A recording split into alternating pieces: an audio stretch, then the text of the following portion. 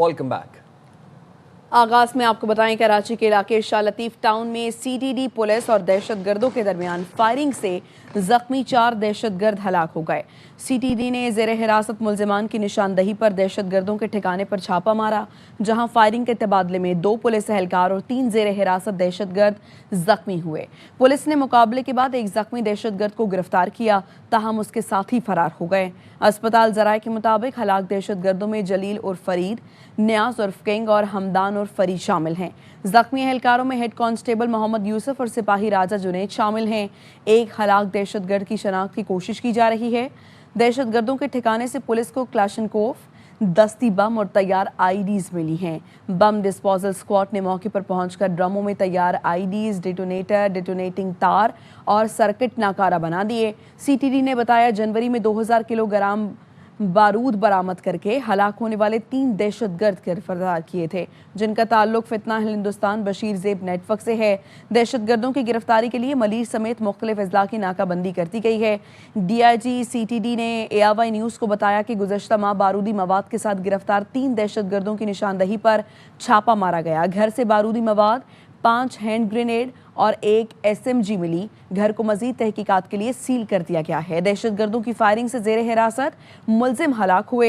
एक दहशतगर्द की लाश घर से मिली। आज रात को अभी सीटीडी ने एक इंफॉर्मेशन बेस्ड पॉइंटेशन के लिए जो मुलजमान हमारे पास ऑलरेडी गिरफ़्तार थे और रिमांड पे थे, उनकी निशानदही पे शाह लतीफ़ टाउन थाने की हदूद में डिस्ट्रिक्ट मलीर में एक घर पे सर्च के लिए जब वहाँ पे गए हैं तो वहाँ पे क्रॉस फायरिंग हुई है और उसमें हमारे पुलिस के 2 जवान जो है वो ज़ख्मी हुए हैं। और क्रॉस फायरिंग में जो है कुछ दहशतगर्द जो है वहाँ से वो भाग निकले हैं, जिनकी तादाद 2 से 3 बताई जा रही है। और जो पॉइंटेशन पे लेके जाने वाले 3 मुल्ज़मान हैं वो शदीद ज़ख्मी हालत में हॉस्पिटल लेके जा रहे थे, जो कि रास्ते में हलाक हो गए हैं। और घर के अंदर एक डेड बॉडी मिली, प्रॉबेबली जो अंदर से फायरिंग कर रहा था वो भी वहाँ पे हलाक हुआ है। तो इसमें 4 दहशतगर्द जो हैं वो मारे गए हैं। पुलिस के 2 जवान हमारे ज़ख्मी हैं, एक को बाजू में गोली लगी, एक को टांग में गोली लगी है। मौके से हमें कुछ एक्सप्लोसिव मिला है, उसकी BD करा रहे हैं, उसकी एग्जैक्ट क्वांटिटी क्या है और उसकी मेक एंड टाइप क्या है उसका पता लगा रहे हैं। इसके अलावा 5 ग्रेनेड जो हैं वहाँ पे मौके से मिले हैं और इसके अलावा एक SMG क्लाशनकोफ जो है वो वहाँ से मौके से मिली है। कुछ मैगज़ीनें मिली हैं। पुलिस ने तमाम एरिया को घेरे में लेके और पूरे एरिया को इस वक्त क्लियर कर दिया है। घर को हमने सील कर दिया है ताकि दिन की रोशनी में मज़ीद शवाहिद जो हैं वो इकट्ठे किए जाएंगे। नकवी ने बानी की रिहाई की फील्ड मार्शल से बात की, किसी और में जरूरत ही नहीं। बानी की रिहाई के लिए जितनी कोशिशें मोहसिन नकवी ने की, किसी और ने नहीं की। खैबर पख्तूनख्वा के साबिक वज़ीर आला अली अमीन गंडापुर कहते हैं, मोहसिन नकवी वाहिद इंसान हैं जो फील्ड मार्शल के सामने बात कर लेते हैं। मोहसिन नकवी ने संजीदा और बामकसद गुफ्तगू की। साबिक वज़ीर आला अली अमीन गंडापुर का इंकशाफ, कहा मोहसिन नकवी की जानिब से बात करना अमली कदम था, जबकि PTI क़यादत खामोश रही। PTI क़यादत ने अब तक कोई ठोस और तामीरी कदम नहीं उठाया। धरने से बानी PTI रिहा नहीं होंगे। संजीदा मुकालमा ना हुआ तो पेशरफ्त मुमकिन नहीं होगी। PTI में किसी में भी फैसला साजी की ताकत नहीं, सब एक दूसरे पर मलबा डाल रहे हैं। हमारे दरमियान बदनीयत लोग मौजूद हैं। मोहसिन नकवी ने जितनी कोशिश की है कि इमरान खान रिहा हो जाए और मसला हल हो जाए, इतनी कोशिश इन सब में किसी ने भी नहीं की। परले कैंप में, कैन यू बिलीव इट? मैं रोज कहता हूँ ये बात और मैं आज भी ये बात कहता हूँ। उसने हमारा जुल्म भी किया, जिसमें खान साहब गुस्सा था, हमें भी गुस्सा था, मेरे साथ किया उसने। मैं ऑन-एयर कह रहा हूँ, हाल पे कह रहा हूँ कि मोहसिन नकवी ने भरपूर कोशिश की है कि वो इस मसले को हल कर ले और ये मसला सेटल हो जाए। मोहसिन नकवी वाहिद इंसान है जो फील्ड मार्शल के सामने बात भी कर लेता है। यहाँ पे मैंने और नहीं देखे।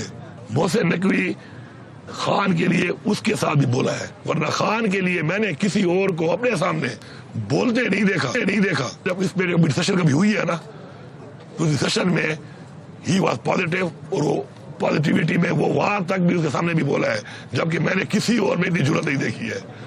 बानी PTI को घड़ी नहीं, उसकी सुइयां भी नजर आ रही हैं। सलमान अकरम राजा ने तस्दीक कर दी, बानी PTI की आंख में सूजन कम हो गई। ARY न्यूज़ ने बानी PTI की मेडिकल रिपोर्ट हासिल कर ली।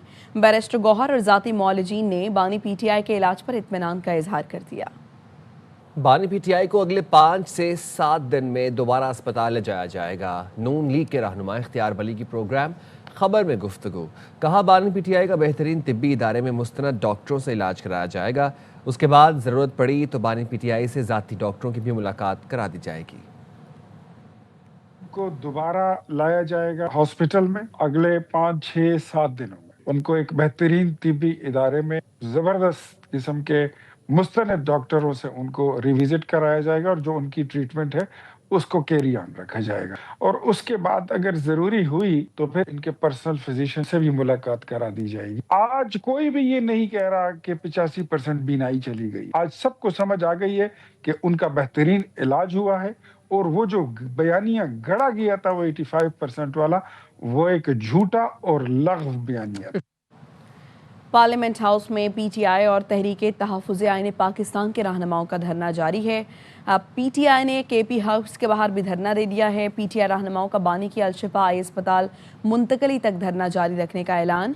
चेयरमैन बैरिस्टर गौहर कहते हैं बानी की सेहत पर सियासत नहीं कर रहे, हुकूमत ने रास्ते बंद कर दिए जिससे हमारे अरकान 3 जगह महसूर हो गए। साहब की सेहत पे हम कोई सियासत नहीं करते। जो अनाउंस किया था वो तो हमारा यही था कि पार्लियामेंट हाउस की गेट के सामने एहतजाज करेंगे, धरना देंगे, लेकिन हुकूमत ने सारे रास्ते बंद कर दिए तो हम 3 जगहों में महसूर हो गए थे। केपी के हाउस में आज भी सीएम बैठा हुआ, उनकी कैबिनेट है, उनके हमारे एमपीए से धरना वहाँ भी शुरू है। धरना जारी रहेगा। धरना तब तक रहेगा जब तक हमारे मुतालिबात पूरी नहीं होती। और हमारे मुतालिबात ये है कि इमरान खान के साथ जो है ना हमारे अपने मुआलिज मिलाई जाए, हमारी जो पार्टी लीडरशिप उसकी मुलाकातें हो जाए और खासकर जो उसकी फैमिली उसकी मुलाकात।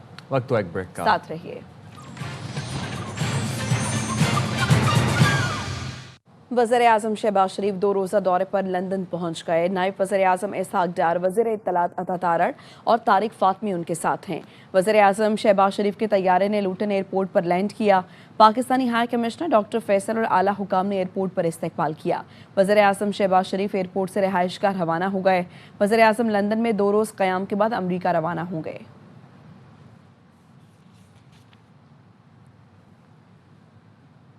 वफाकी वज़ीर इत्तलात अताउल्लाह तारड़ कहते हैं कोई डील हो रही है न ढील दी जा रही है।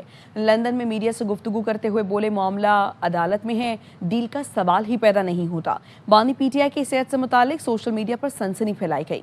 गजा बोर्ड ऑफ पीस में शिरकत का दावा नामा मिला है। फ़लस्तीन के मामले पर हमारा मौक़िफ़ वाज़ेह है।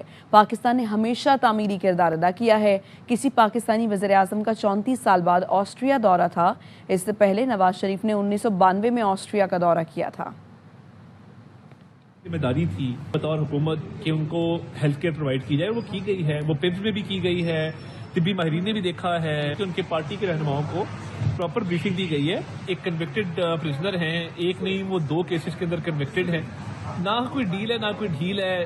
कोर्ट्स में मामलात हैं, कोर्ट्स की कन्विक्शन है और कोर्ट्स में ही अपील जाती है। तो इससे कोई ये तासुर लेना कि डील का मामला है, मुझे नजर नहीं आता। बोर्ड ऑफ पीस है, उसका इन्विटेशन बिल्कुल मौसूल हुआ है और उस पर फॉरेन ऑफिस की तरफ से भी स्टेटमेंट आई है कि प्राइम मिनिस्टर शरीक होंगे।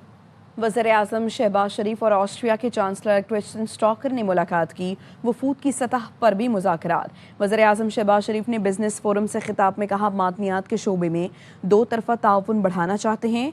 ऑस्ट्रियन चांसलर वियना में वज़ीर आज़म को पुरवकार इस्तकबाल दिया गया। मुसल्लह अफ़वाज के चाको चौबंद दस्ते ने सलामी दी। वज़ीर आज़म ने गार्ड ऑफ ऑनर का मुआयना किया। वज़ीर आज़म शहबाज शरीफ की ऑस्ट्रियन चांसलर से जर्मन ज़ुबान में गुफ्तगू। ऑस्ट्रिया के चांसलर क्रिस्टियन स्टॉकर ने इंस्टाग्राम पर वीडियो शेयर कर दी। क्रिस्टियन स्टॉकर ने ज़ाती अकाउंट से वज़ीर आज़म शहबाज शरीफ की जर्मन गुफ्तगू की वीडियो शेयर की। ऑस्ट्रियन चांसलर ने वज़ीर आज़म शहबाज शरीफ की जर्मन तकरीर को सराहा और कहा वज़ीर आज़म शहबाज शरीफ ने जर्मन ज़ुबान की महारत से हैरान किया।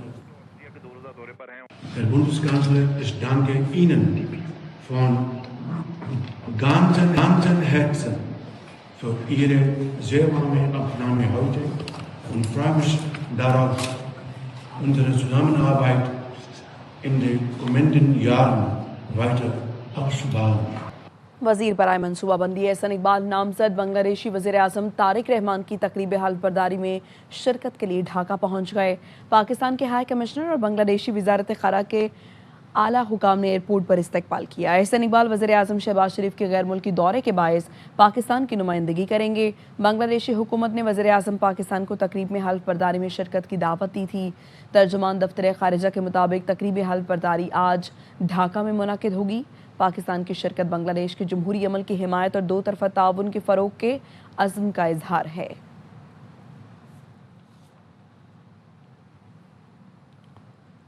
National electric power regulatory authority का मौजूदा सोलर सार्फिन के लिए नेट मीटरिंग पॉलिसी बरकरार रखने का फैसला।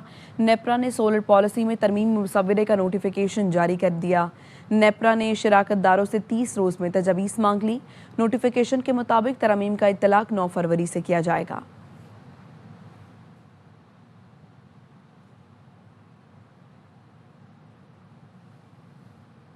आरिफ हबीब कंसोर्शियम PIA के बकिया 25% हिस्से खरीदेगा। कंसोर्शियम ने हुकूमत को अपने फैसले से आगाह कर दिया। 25% हिस्से से हुकूमत को 45 अरब रुपए अदा करेगा। ज़राए के मुताबिक कंसोर्शियम PIA का मुकम्मल इंतजामी कंट्रोल संभालने का ख्वाहिशमंद है। PIA के 25% हिस्से की फ़रोग कंसोर्शियम के माहरे की पासदारी से मशरूत है। PIA की इंतजामिया में तब्दीलियाँ अप्रैल के आखिर तक मुतवक्के हैं।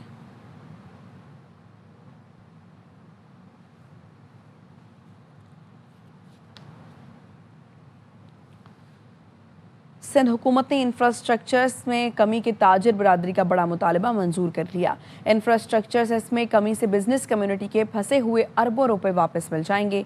अंजुम वहाब की रिपोर्ट देखिए।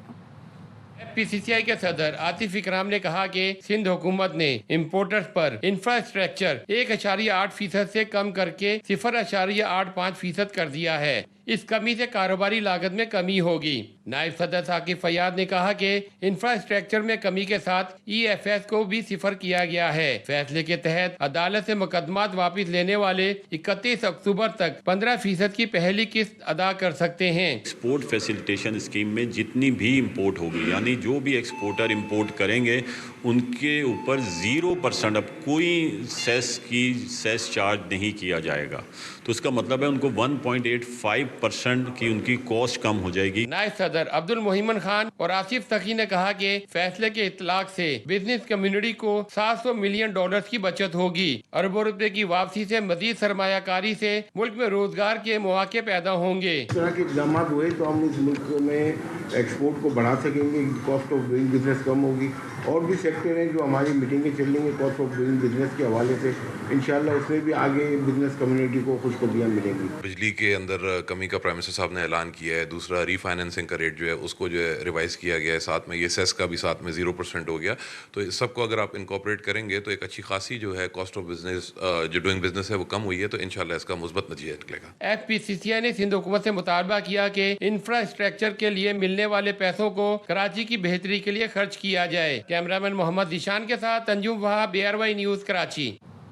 CTD पुलिस का जिला शांगला कबलगराम में मुश्तरका ऑपरेशन। फितना खारिज के 3 दहशतगर्द जहन्नम वासिल।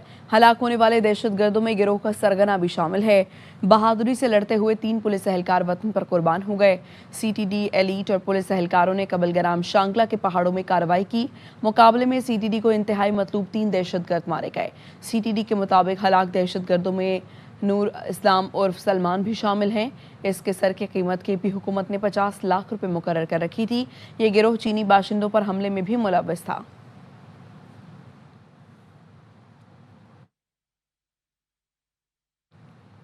कराची में गुलिस्तान जौहर के करीब ज़िक्री गोट में ज़मीन के तनाज़े पर 2 गिरोहों में तसादुम के दौरान फायरिंग से 2 अफराद जाम बहक हो गए।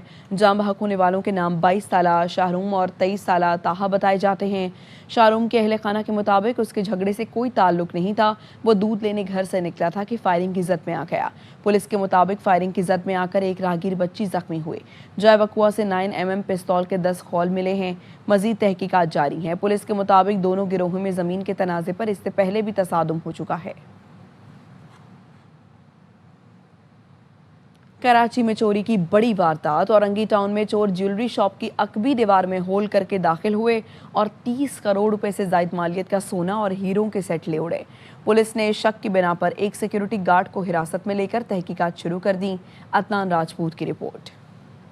में चोरी की एक और बड़ी वारदात। औरंगी टाउन में वाक़े ज्वेलरी शॉप से मुलजिम 600 तोला से जायद सोना और हीरे के जेवरात ले उड़े। चोर मार्केट में छुट्टी के दिन ज्वेलरी शॉप के अकब से दीवार में सुराख करके दुकान में दाखिल हुए और दुकान खाली कर दी। अफवाहों के बाद चाबी भी थी, उन्होंने जो नकबजनी की तोड़ा है उनका चाबी थी मौजूद, उन्होंने खुद ये चाबी ताला खोलकर अंदर गए हैं और इसके बाद जो है ना ये सारी कार्रवाई हुई है। ये जुम्मे के दिन हुआ है और जो यहाँ पर गार्ड था उस गार्ड के थ्रू ये काम लगता ही है कि तकरीबन 90% जो है ना वो गार्ड की हरकतें जो दिन वाला गार्ड था हमारा वो पकड़ा हुआ है, अभी पुलिस की कस्टडी में है। अगली सुबह दुकानदार ने दुकान खोली तो वारदात का इल्म हुआ, जिस पर मुतासरा सराफ ने मुकदमा दर्ज करवाया। पुलिस की इब्तदाई तहकीकात में इंकशाफ हुआ कि वारदात में 3 से 4 मुलजिम मुलविस हैं। इसको प्रॉपरली देख रहे हैं, हर एंगल से इसकी तफ्तीश कर रहे हैं, मुख्तलिफ एंगल से टेक्निकली भी हम देख रहे हैं। वारदात में मुलविस मुलजिमान ने दुकान तक रसाई के लिए मुख्तलिफ औजारों का इस्तेमाल किया। मजीद तहकीकात जारी है। Adnan Rajput, ARY news, Karachi. जड़ावाला में सैयदवाला रोड ठट्ठा नूर का करीब मुबैना पुलिस मुकाबले में 2 डाकू मारे गए। फरार की कोशिश में डाकुओं की गाड़ी की टक्कर से राहगीर अकमल जाम बहक हो गया। पुलिस के मुताबिक डाकू फैसलाबाद से कार छीनकर फरार हुए। जड़ावाला में पुलिस ने रोकने की कोशिश की, जिस पर फायरिंग का तबादला हुआ। डाकू हलाक हो गए। डाकुओं की शनाख्त सईद अहमद और आसिफ के नाम से हुई। मारे गए डाकू मुख्तलिफ वारदातों में मुलव्विस थे।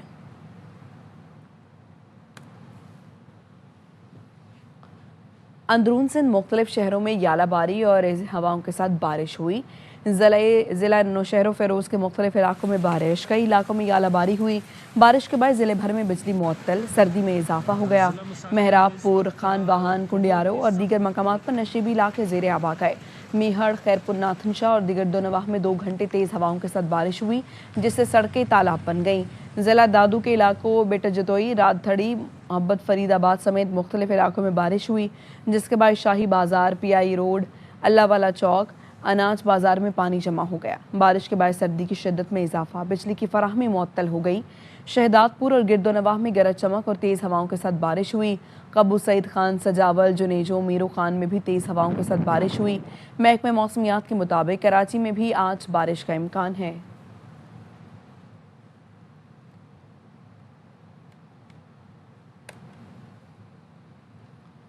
लाहौर में आज मतला जुज़वी तौर पर अबर आलूद रहेगा। दोपहर के बाद हल्की बारिश का इम्कान है। खुले इलाकों में धुंध के बायस मोटरवे के 2 सेक्शंस ट्रैफिक के लिए बंद हैं। मजीद बताएंगे यार मोहम्मद। बिल्कुल जी, लाहौर में आज मतला जुज़वी तौर पर अबर आलूद रहेगा। सुबह के वक्त हवा भी चल रही है। महकमा मौसमियात का कहना है कि दोपहर के बाद थोड़ा सा इम्कान है कि हल्की बारिश हो सकती है। खुले इलाकों में धुंध होने के बायस लाहौर से M2 मोटरवे बंद है। महकमा मौसमियात का कहना है कि आज कम से कम टेम्परेचर 13 डिग्री सेंटीग्रेड रिकॉर्ड किया गया है, जो ज़्यादा से ज़्यादा 24 डिग्री सेंटीग्रेड तक जाने का इम्कान जाहिर किया जा रहा है। जबकि कल और परसों एक बार दोबारा सूरज निकलेगा, मौसम खुश्क रहेगा और आहिस्ता आहिस्ता आने वाले दिनों में दर्जा हरारत बढ़ने का इम्कान जाहिर किया जा रहा है। जी, वापस आएंगे एक ब्रेक के बाद।